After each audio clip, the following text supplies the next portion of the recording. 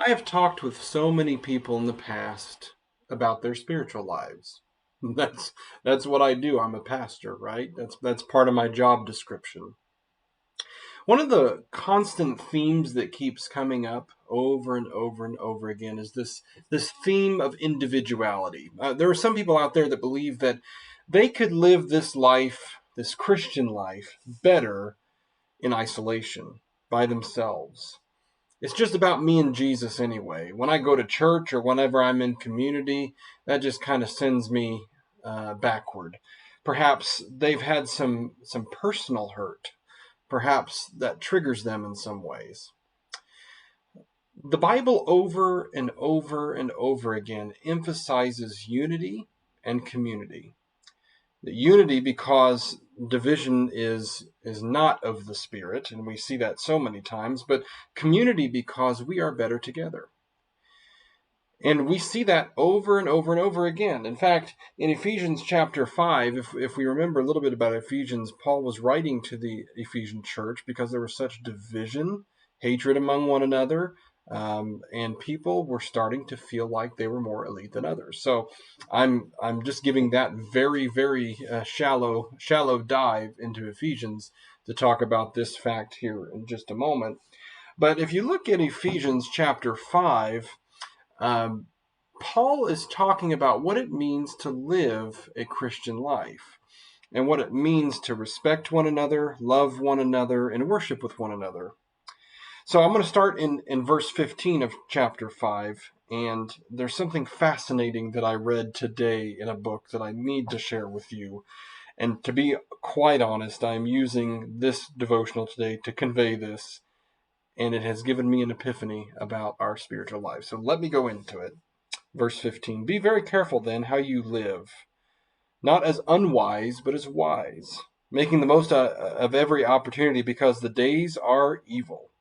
Therefore do not be foolish, but understand what the Lord's will is. Do not get drunk on wine, which leads to debauchery. Instead, be filled with the Spirit, speaking to one another with psalms, hymns, and songs from the Spirit. Sing and make music from your heart to the Lord, always giving thanks to God the Father for everything, in the name of our Lord Jesus Christ. Paul was not writing to individuals, he was writing to the church.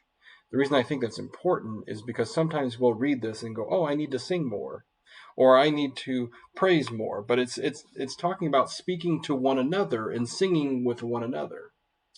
Interesting fact that I read today.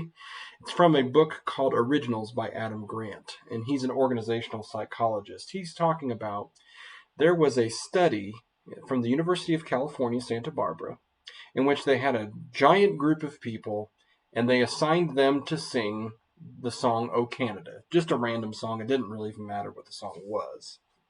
The first group sang the song as individuals, solos. They thought it was some sort of singing competition. The second group didn't sing at all. They just read the lyrics and got some good stuff out of it. And then the third group, they sang together, kind of as a choir or a group in harmony, if you will. They tried to harmonize and try to mix with one another, and they all had a great time. And they just thought this was just an exercise for singing, and they got some tips probably for singing.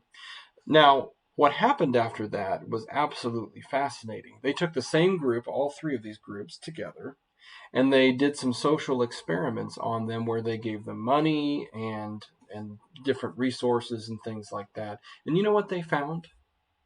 They found that the people that were singing individually solos were more individualistic and inward facing.